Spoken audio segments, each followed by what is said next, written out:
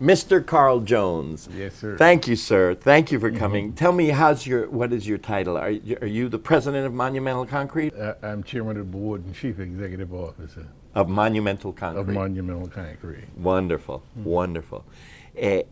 How did I understand you're a first generation Washingtonian. How did you settle here? You're not from here.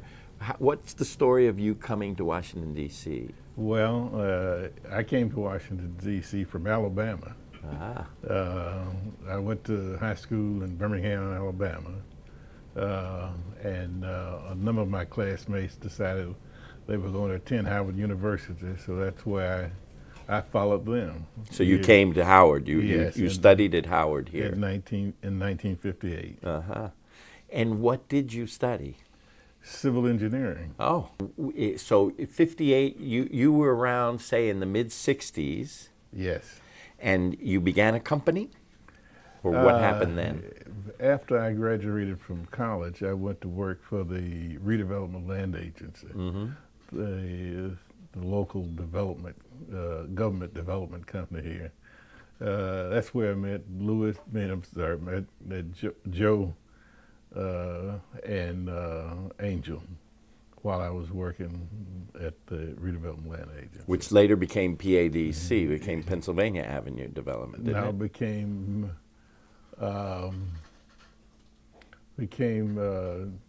District of Columbia Housing and Development Corporation. And then, so this, we're talking about mid-60s to late 60s? Well, yes, I graduated in '63, and after a stint in the Army, I came back to RLA and worked there until about 1968 or thereabout, where I worked for the Urban Mass Transportation Administration with responsibility from Philadelphia, Pennsylvania to Boston, Massachusetts, on the rail system. So I understand there was a Jones and Artis. Yeah, and in about 1970, we started Jones and Artis here in the district, and from there, the business of I continued in the business of construction up until about 6 years ago, and I decided to go into the supply business. And I was early on, I was in the supply business because I was in the asphalt supply business. I manufactured asphalt and sold it, and now I just manufacture concrete. And we were talking before about Louis Shrensky was very clear in saying that Carl Jones was a mentor of his and Jose. Why did he say that? How does that take place? These are two of the most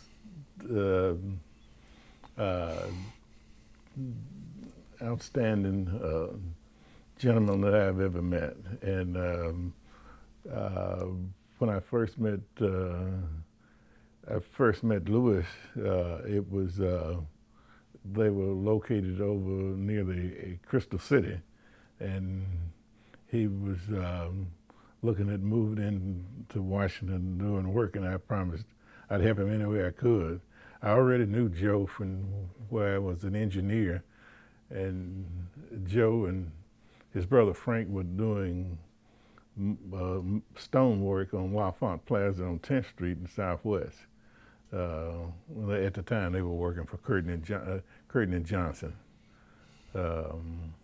So I promised Louis I'd help him any way I could, and Louis had been a friend, and we've helped each other over the years, and I don't know a better gentleman in Washington, D.C. So you did concrete. What does that mean? You did like concrete patios, like they were saying, or what did the concrete business entail for you? What kind of projects did you do? I did sidewalk, curb and gutter, alley paving, roadway paving, runway paving,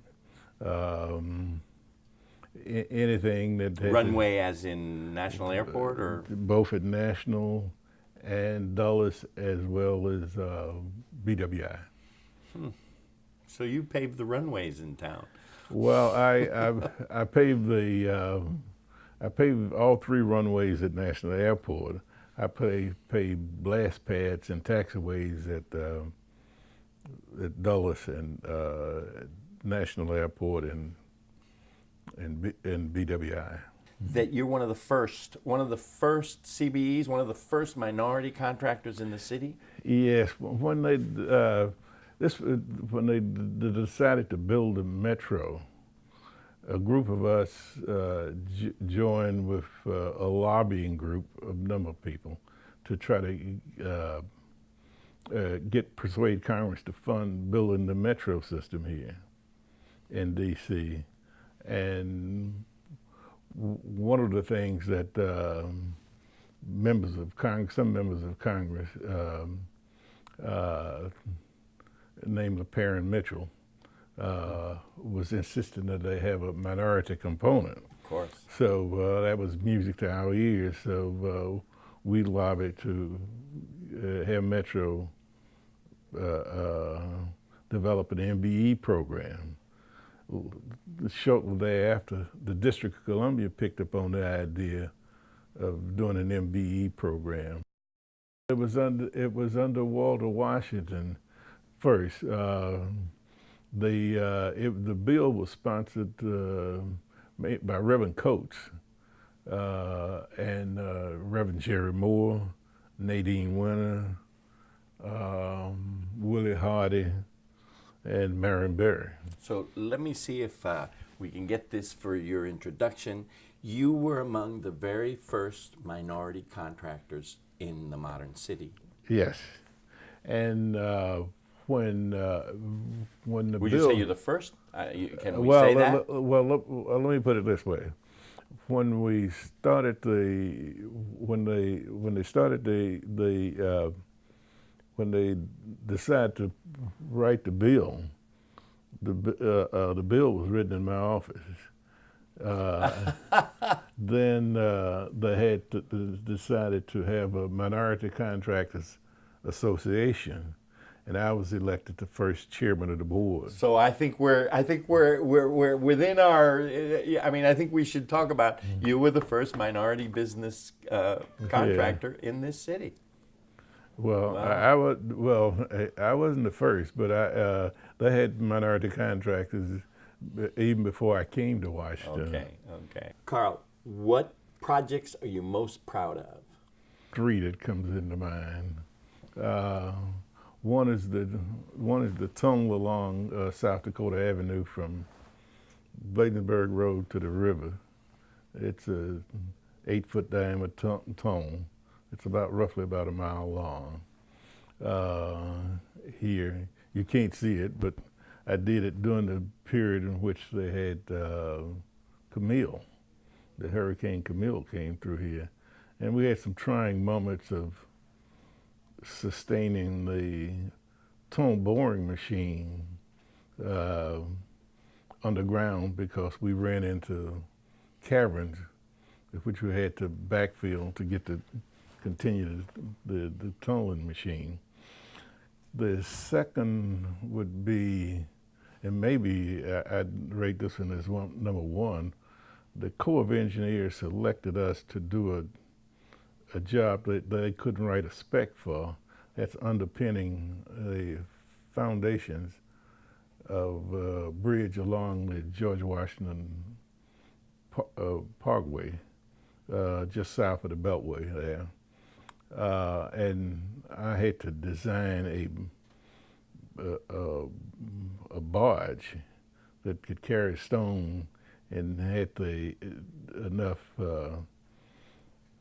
compressed air to inject it between the piling down below the water. And that was done during the same period, which is with Camille. And we had trouble stabilizing the barge during the storm. So, but the Corps of Engineers liked it so much, after the job was over, they bought the barge from us. The third one,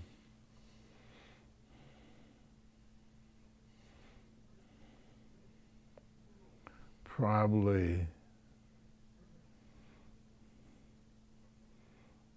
paving the Woodrow Wilson Bridge. So I've noticed that with the three, you don't mention the airports, the airport work.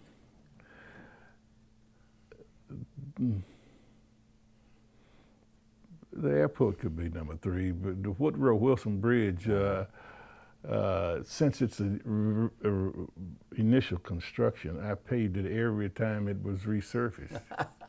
The airports could be number 3. Mm-hmm. Because of the technology at the time was that to get the proper grades on the airport, we had surveying equipment that wasn't as modern as it was today, and because of the location, the tide level coming in and out, the surface would move, and so This is National Airport. This is National Airport. And then I had to take, instead of taking readings from the established benchmarks, I had to take readings off the 14th Street Bridge. And I had to do it every night in order to, and correlate that with the movement of the tide. So, and I had to do it on all 3 runways. Wow. So in order to meet the tolerance that was required by the spec, and at National Airport, you could only work between 11 o'clock and 7 in the morning. So all this had to be done at night with arcane surveying equipment. So it was a challenge. I imagine. And we were blessed by good moonlight. That's quite impressive. The challenges with the GW Parkway, the challenges with the airport, and I think you mentioned another job. I think you just mentioned another job that created tremendous challenges for you that you had on Mount Vernon Parkway, George Washington Parkway. Right, and the airport. Those two. Those you said for the GW Parkway. They didn't even have specs for it. You had to. Yes. They didn't have a bid. In other words, they couldn't describe it. And you're talking now about the surveying. That's quite something. Yeah. There's a question. Here's one of the basic premises of what happens next week. Maybe you and Jose and Angel, but you. Have distributed, in a sense, or have paid out probably hundreds of millions of dollars to workers and to subcontractors. Would that be accurate? Absolutely. Absolutely. And the second part of that is that you provided opportunities and apparently mentoring to thousands, at least 2,000 over the years, of small companies, small DC-based companies. Yes.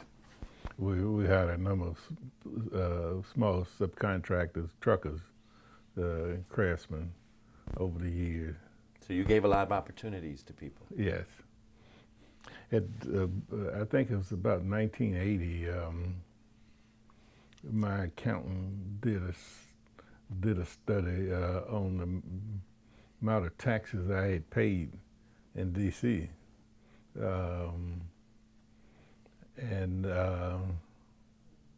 it surprised me. It was, if I remember the figure correctly, it was over that 10-year period which we had been in business. It was like $4.5 million in taxes that we had paid into the local economy. And what about the so-called like giving back to the community? In your lifetime, have you nurtured some charitable organizations, or what was? I imagine there was a focus in you of what you wanted to give back, how you wanted to give back. How did that work? What are your passions in terms of? Well, it's still the same. Presently, we employ about 25 mixer drivers, and they average about 85,000 a year, and they all local, all DC residents. And it's my intention to keep providing good paying jobs for the local citizens, my local employees. I've always ran the business where I looked after my customers, my employees, my lenders, and my vendors. Those I like to say my lenders, vendors, spenders, and employees. Those are the principles I run the business by. I can't slight either one of them, because if you do, you destabilize the business.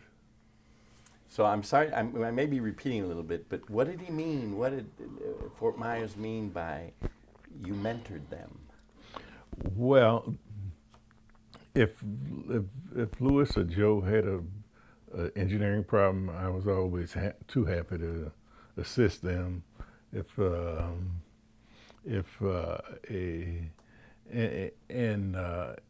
a period of time before they entered the asphalt business, I backed them up in the asphalt.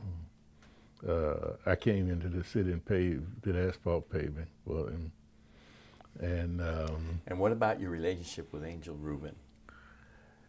Angel was a little different. He was a little before me. Well, as I recall, he started in business a little before me. Yes, he did. And Angel was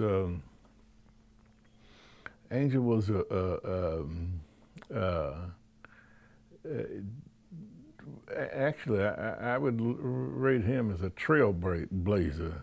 He would take jobs that some of us was a little afraid of at the time, but Angel would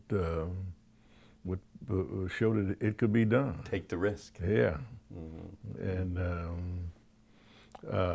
so he gave us confidence. That I always looked at him as he'll show the way. So you happy how it turned out? You're happy how your business I wouldn't is? trade it for anything. I learned a lot. You had a good time. Yes. And you're proud of what your business has accomplished here. Yes. And it's your greatest joy in life is helping people. And you've helped a lot of people. Well, I got a lot in return. That's where the satisfaction comes.